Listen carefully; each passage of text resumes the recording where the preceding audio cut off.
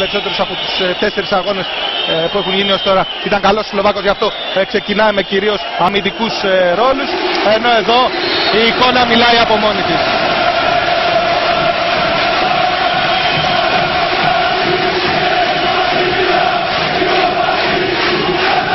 Νομίζω ότι δεν χρειάζονται περισσότερα σχόλια. Η εικόνα που είδαμε μιλάει από μόνη της, ακόμα πέφτουν χαρτάκια. Το παρκέ δεν φαίνεται το παρκέ από τα χαρτιά που έχουν πέσει. Οι φίλοι του Άρη νομίζω ότι ξεπέρασαν τους εαυτούς τους. Σήμερα αυτό που συμβαίνει στο παρκέ του Αλεξανδρίου δεν το έχω ξαναδεί. Δεν ξέρω Γιώργο αν και εσύ σε αυτές τις ένδοξες μέρες της δεκαετίας του 80 και εσύ κάτι τέτοιο δεν φαίνεται το παρκέ από τα χαρτιά. Στις δικές μας μέρες οι ένδοξες ιστορίες γίνονταν και έξω από το γήπεδο. Αυτό το φαινόμενο είναι πρωτόγνωρο. Βέβαια είναι μια μεγάλη, θα έλεγα, παρότριση των φιλάθλων. Θέλουν πάρα πολύ να ξανάρθει η ομάδα στην Ευρωλίγκα και προσπαθούν με κάθε τρόπο να την δώσουν.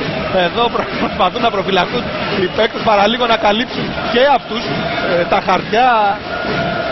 Νομίζω εδώ η εικόνα μιλάει από μόνη της, πραγματικά ένα απίστευτο θέαμα.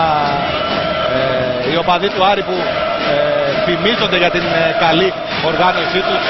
Λίγα λεπτά πριν το τζάμπολ κάποια παιδιά γύρω από τον αγωνιστικό χώρο προμήθευαν με χαρτάκια όλο τον κόσμο εδώ και βεβαίως το αποτέλεσμα το είδατε. Θα χρειαστούμε λοιπόν μερικά λεπτά ώστε να αρχίσει ο αγώνας.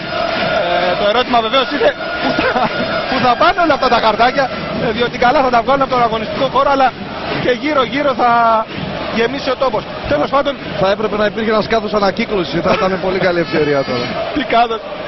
Τι κάδος ανακύκλωσης εδώ. Είναι πραγματικά φανταστικό. Τέλος πάντων, ας μιλήσουμε λίγο για μπάσκετ, ας δούμε λίγο τις πεντάδες που ξεκινήσαμε να λέμε. Λοιπόν,